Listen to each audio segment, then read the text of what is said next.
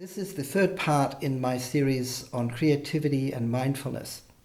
This third part is where I'm looking at play and being in the flow, being in the present, being in the now, being mindful. I read about an experiment on a group of people where they were trying to find out something in relation to the creativity of childhood. They took these two groups and they gave them both the same creative exercise where they had to come up with as many possible uses for a brick. It's a very common creativity exercise. Now, one group, they just gave them the assignment and let them run with it. The other group, first, they took them through a visualization, a guided visualization, where they were instructed to imagine that they were 7 years old. And they spent some time in this, really took them into it. What were they doing? What were they playing with? So they'd really feel it. And then they gave them the same exercise. And remarkably, the group that had gone through the kind of child imagination or visualization, they came up with twice as many ideas as the control group. This was repeated, and it was found to be very consistent. So, Picasso famously said that, being creative is easy, all children are creative, the difficult part is being a child again. Or words to that effect. So it's very obvious that children are very imaginative. They come up with all kinds of incredible ideas.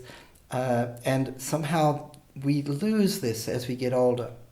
What this experiment showed is that it's possible to recapture it in a very simple way, to some degree at least. Getting into this creative mode can be as simple as really trying to recall or going through some activity to try and recall what it was like as a child. In one of my workshops, I did this with one of the participants who was stuck in her work. She felt like she wasn't able to come up with ideas anymore. She's a computer programmer. And she said, I'm just not as imaginative or as creative as I used to be. I don't know what's wrong. She was working very long hours in a startup, which is usually very demanding. And what I realized is that she wasn't spending any time doing stuff that was playful. So all I did was ask her to recall what was her favorite game as a child. And she thought for a second, and then her face lit up, and you could see immediately the change in mood. And she said, I used to love playing soccer.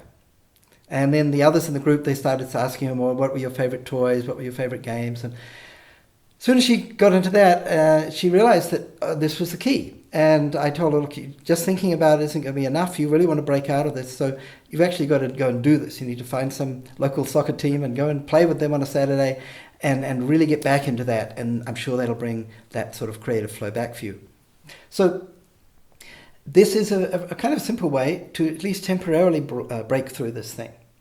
But if we really want to get to be able to get into that kind of playful, creative, imaginative mode at any time, we've got to cultivate that sort of awareness, which is where meditation practice comes in, because that kind of makes it work long term and it builds. These kind of visualization exercises are like a temporary fix, and they can help get you unstuck, but it's not a long-term solution. Another example of how this works.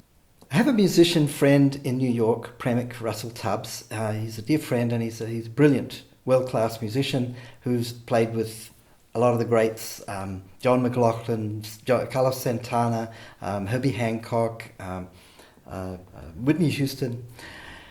So he's an incredible saxophone player.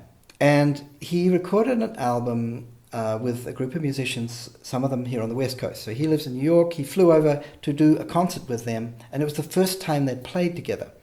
They didn't even know each other, some of them. They'd recorded separately.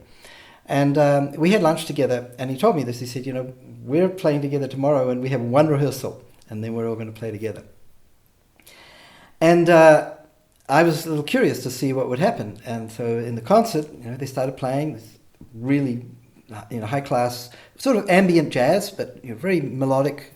And they started playing, and it was fine, but I was somehow disappointed. It was missing something. And they played another piece and another one. When they came to the fifth piece, something changed. It seemed to flow, and I suddenly felt like this was magical and entrancing and uplifting, and the rest of the concert was amazing. I didn't want them to stop. And I realized what had happened in that fifth song, they'd stopped thinking about what they're going to play next because they realized that everything's fine. Even though we haven't played together before, this is working. So they relaxed.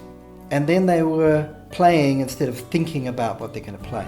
So often the thoughts get in the way of just doing. And it made all the difference. And I asked a couple of them, Premik and another guy, I asked them, is this what happened to you? Is this what shifted? And they said, yeah, that's exactly what happened. So that's why in music we call it playing. So mindfulness is a very important element in creativity. If you want to just play, if you want to be childlike, you've got to be in the now. That's what makes it so special. When we do something that we really love doing and we're totally engaged in it, our mind is flowing freely, we can very easily express our natural creativity as children naturally do.